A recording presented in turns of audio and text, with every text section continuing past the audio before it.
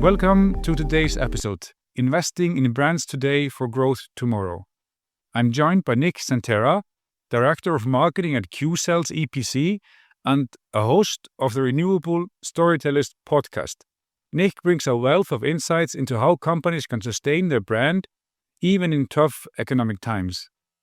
We'll be talking about creative approaches to brand building, lessons from Qcells, and why staying committed to marketing during downtimes can set you up for long-term success.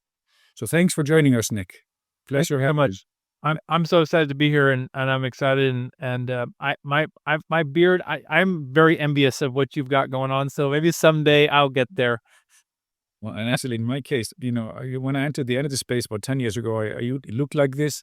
So this is tied to my identity. So my brand payoff. If I say that's right. So, Nick, I'm so grateful to have you, and I know you a little bit, and I know what you're about. So I look forward to have this conversation with you. So, Nick, to kick things off, can you tell us a bit about Qcells brand and how you see its role in the company, the brand that is? Yeah. Well, Qcells is a global brand, and luckily we're really well known, and that's been a really big strength that I was able to kind of inherit when I joined about 5 years ago. And we've traditionally been seen as a tier 1 panel manufacturer. So we have this great story behind us. But unfortunately, not really unfortunately, the company's growing, right? And we're moving into new services and solutions. And now we're challenged with people only seeing us as a panel manufacturer. And we're trying to be so much more than that. So now this brand that we've worked so hard to establish and be well known is actually becoming a almost like a limiter because we need to expand that, and people just go, well, why are you doing EPC? Well, you're a panel manufacturer, or why are you doing other services around there? So it's really our biggest challenge right now to build beyond this great place that we've already started with. So I think one of the things to think about is when you're building a brand, don't get yourself so pigeonholed that you can't expand from that, because what your business solutions are today may not be what they are tomorrow. And on branding and marketing and budgets, there's a little bit of we're in a tight spot at the moment. And looking ahead to 2026, what do you think that budgets will do across the industry? And what are you noticing in the market in that respect? Unfortunately, outside of not just energy, but across, I think, all industries, we're seeing, a lot in flux, right? It's just the nature of just globally. I think there's so much going on. And again, unfortunately, marketers seem to be the first to notice. We're the first to know because we're the first to go, whether that's personnel, whether that's budget. So change is definitely coming. And I think we have to start kind of making those decisions. We start thinking ahead and going, hey, this is coming, whether it's things to do with the IRA and how that's changing renewables in the United States, or just that the economy is just changing and we have to make different investment choices. You've got to start looking ahead. And I think I'm already getting pressure to focus on how to optimize our budget for next year, because I think it's a smart thing to do. Companies want to think ahead. And so we're taking a hard look at a lot of things that maybe were obvious yeses, in the past couple of years. Hey, now it's like, well, what if we didn't do that? What if we change this dramatically? Not only to save money, but to be smarter as well. So I think we're kind of seeing some of those challenges, some of those, I guess, are headwinds. But I think it will lead to better things, even though at first a lot of marketers start to scream and shout when we start to see the budget get reduced. Very, very optimistic outlook towards this. And your phrase was interesting, first to know, first to go for marketers. Yeah. But I want to dwell on this point a little bit longer and talk about, brands and branding. When cuts happen, brands, as you said, they are, marketing knows first thing to go. But why do you think that is? And how do you push against it? I know you are being positive about it, but, the long-term effects of cutting down too much can be serious. No, it's true. I think I have to try to have an optimistic view, because if I don't, I'll be disappointed. But I think, marketers, I don't think we do a great job communicating the value we bring internally. And I think a lot of why marketing is cut initially or seems to be always kind of gone after is because people don't understand the value of what we're doing. You know, we're not just creating a PowerPoint or a social media post. We are trying to create a emotional relationship with our customer that's beyond just a transactional relationship. We push back by trying to do a better job communicating how we're adding value. And we step back again to one of the other core principles of marketing to me is what is that business objective? Not a marketing objective, but the business objective. What are we trying to achieve? And then telling the story of how marketing added value to that. I think, if you start to share about impressions and email opens and things that marketing cares about, but nobody else does, like you're gonna get blank stares. Nobody cares about that. But if you can tell a story that you influenced, X million dollars in pipeline, or you helped, influence a particular client that has been working in that process and ultimately is going to close faster, that's the story that you want to tell. So finding ways to communicate your story internally in a way that matters to the internal audience is most critical. Yeah, I like that answer, and it sounds like an oxymoron that marketers are not good enough to promote themselves internally.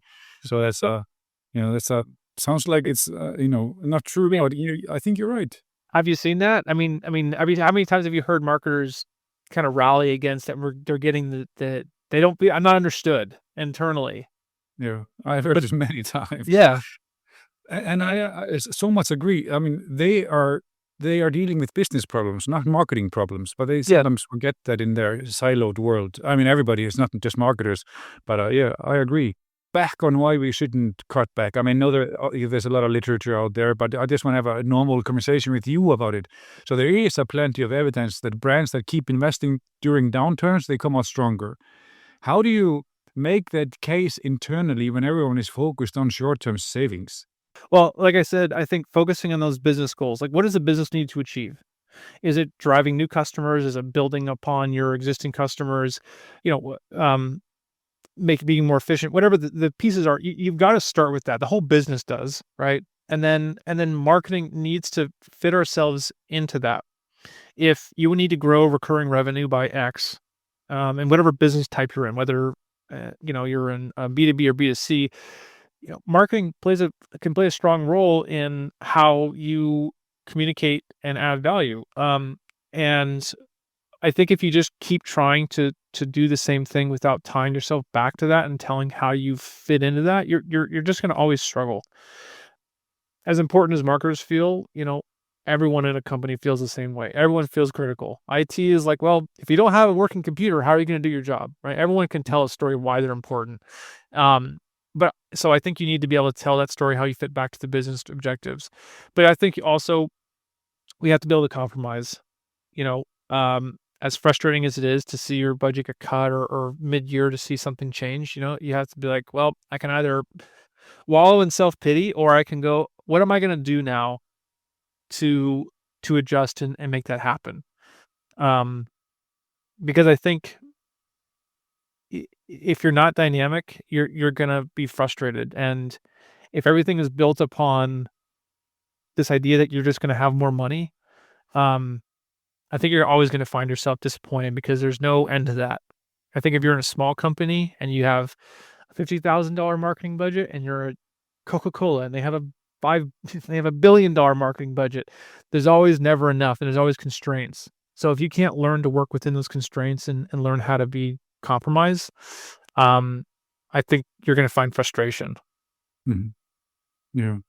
Yeah, thanks. I know a little bit annoying now, but I'm still thinking about the selling marketing internally. So your comment from earlier, and you answered it in the last two questions of mine, basically. But, if we stay with that for a little while, selling marketing internally, and marketers need to do that, one short answer, will you tell us what has worked for you in showing that brand isn't just a creative exercise, but actually drives growth? Absolutely. The main way that we've done that is through finding internal advocates and piloting a small taste of what a bigger campaign could be. So find somebody who believes or understands marketing, one person or two, or some small amount, and take this big concept that you want to do and chop it down into a test, and take your advocate, take your pilot, and make that work. And when I'm thinking about advocate, I'm thinking about sales in my particular situation, and work with them, get some bumps and bruises, figure it out, fail or not, but get some kind of outcome. And hopefully you've made the right kind of guesses to get a positive outcome, and then use it as a case study with a bigger audience and slowly kind of build your way up. If I come to my CEO or my direct supervisor tomorrow and say, I'd like to go and advertise in Times Square and spend millions of dollars because I think it'll be great to showcase something. That's I mean, it's going to fail. I mean, obviously it's just a ridiculous, or let's say a Super Bowl commercial. It's just so extreme. But if I was to build up and say, we're going to target a particular RE plus area and we're going to do a billboard there and maybe naturally grow up to a Super Bowl commercial. This is an extreme example, but the point is starting in this small bite-sized area that serves a very small opportunity, and building up from that, I think you'll find that one, you'll learn a lot more, and you'll be a lot less on the hook to make a huge screw up, and that you won't be spending as much money and maybe failing potentially.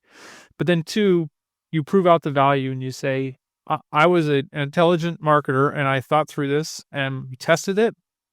We got good indications that this is the right move, and we're going to grow beyond that, and build upon this, right? And take it into steps above. So that's how I would kind of approach it. But you got to find your advocate who believes in you, and that takes building cross-functional kind of connections, and finding those people internally. And a big thing that I have my team do on that is just to always be building relationships, helping them in their small tasks. Maybe it's not exactly what marketing wants to be doing, but if we can do something great for this person, maybe they'll come back and there'll be a better opportunity as an advocate. I don't know. Have you seen, how do you sell brand? How do you approach, brand is such a big thing, and people think, we got to sponsor some big sports team, or we got to have our colors just right, and we have to do all these big things, and it seems always very extravagant. And I think that's how non-marketers experience it.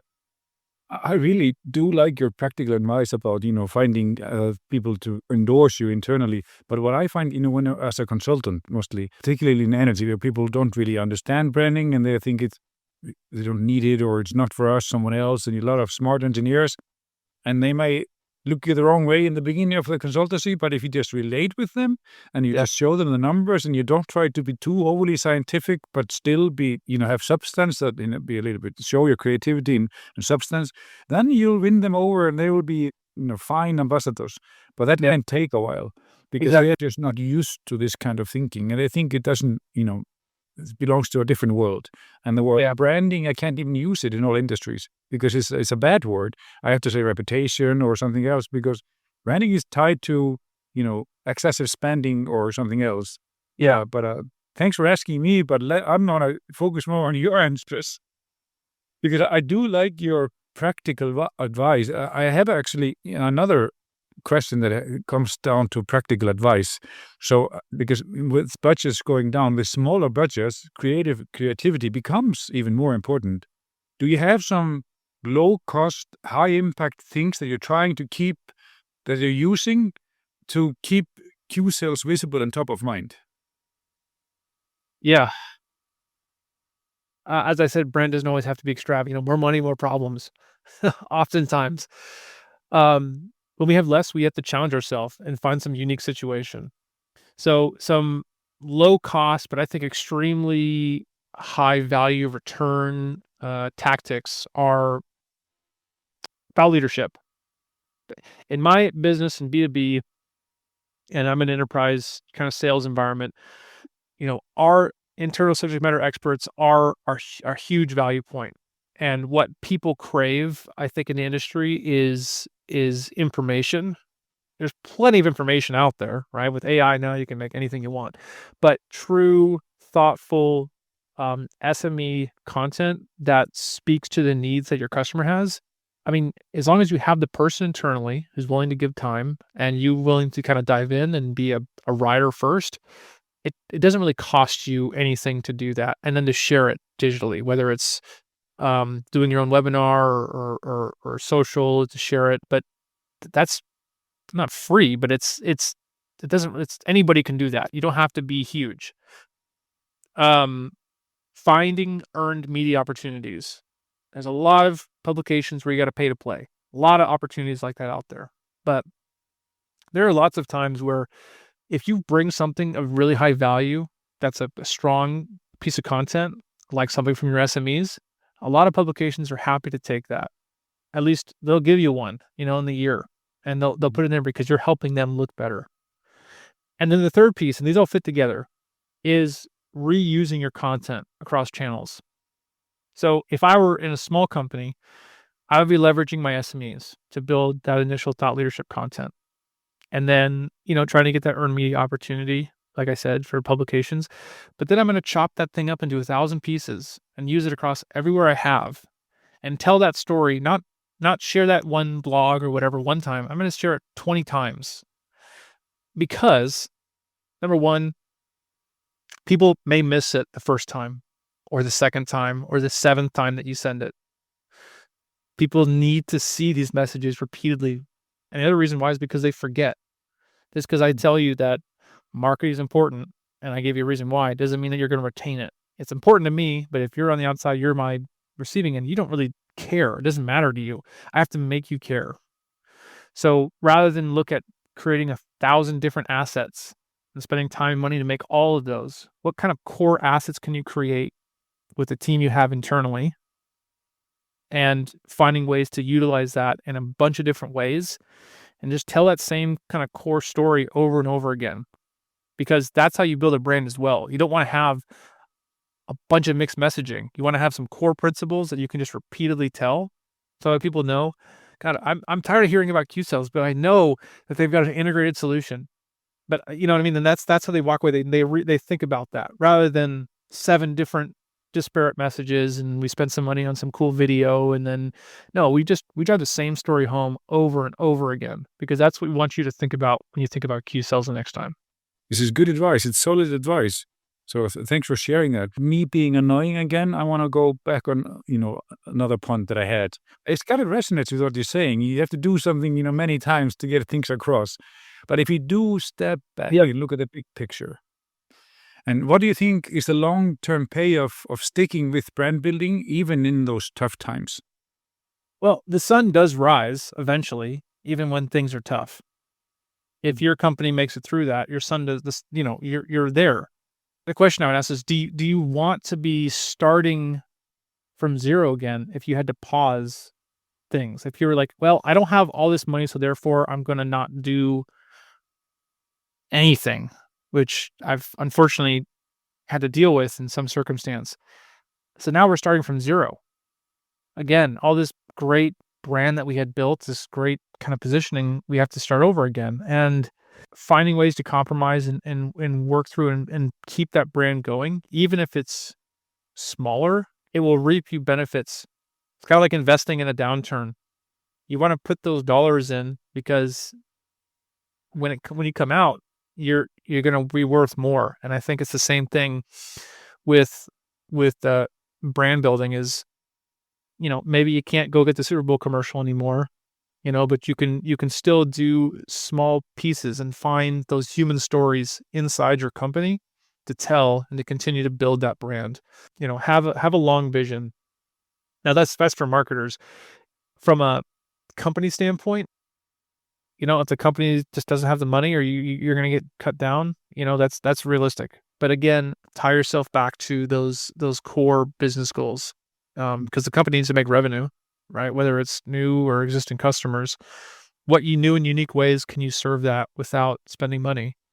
I like to think about what do they call it? Brain teasers, or is a word I'm forgetting, but kind of challenging myself. What if tomorrow, kind of like just a use case, what if tomorrow, like there was no more social media, like just turned off, what would we do?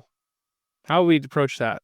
And I think you can do that in different ways, just to kind of just challenge yourself, just to see like, well, what would happen? What would we change? Because that is how the world moves. Only a couple years ago, we didn't have AI, and now we have AI, and it's this huge piece. So getting reliant upon just a few core channels or something like that, it's a recipe for frustration and being let down. So always be dynamic, and always challenge yourself to think, what if I didn't have this money? What if I didn't have this channel? What if I didn't have these people?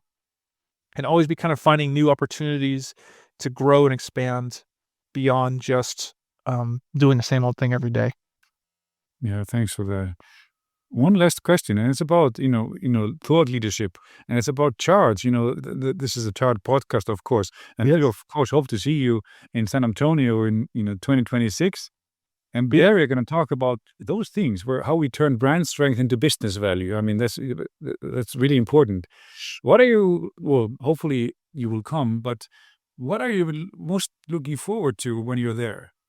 Well, I sure hope. I'm designated to speak, so I'll be there. Yes. When I went in 2025, what I realized for the first time is like, this is a room full of people who understand and know your pain. You're in a room of marketers, communicators, people who understand why and how we should be doing the work we're doing. And you can have different conversations than you could have at, say, RE Plus or Clean Power or anything like that. It's such a different, unique environment to be able to sit down and to start throwing out things, and then people to be saying, yes, I understand that, me too. And then to hear how they're solving it. And even beyond that, you're talking to people who are in just various companies and company sizes and budgets and all that. And the more that I think marketers especially can get out of our own echo chamber and just living in our own company and go and work and collaborate with another company to hear, how are they solving problems? We all have the same problems, or most of us are dealing with very similar issues, and we're all approaching it differently, and trying to learn that from other people is so helpful. And one of my good friends here in the business, Tom Wyrick, who's leads marketing at EDP, he has the saying, and I've heard it from other people as well, a rising tide raises all boats. And I think when you go to something like Charge, it's that opportunity to learn and collaborate and to make yourself better. And when this business gets better, we all get better. And I think from a marketing standpoint, Charge, and I'm sure in 2026 as well, will just be that great kind of crucible or catalyst for even more growth. Thank you. I appreciate you saying that. And this is what we're really trying to do. We're trying to bring together, like-minded people that are solving the same problems across, America in this case, and different sizes of companies, etc. And they're not competing with each other, so they can easily share. It's quite unique, and and I look forward to have you there. And I do thank you for this conversation. It's really helpful, insightful, full of practical advice, and I really do hope the audience have, take something from them for our conversation. And I couldn't be more thankful, Nick. So thanks for joining. Thank you very much for having me, and it's such a pleasure to speak with you and to have this opportunity. And I'm looking forward to Charge coming up here really soon.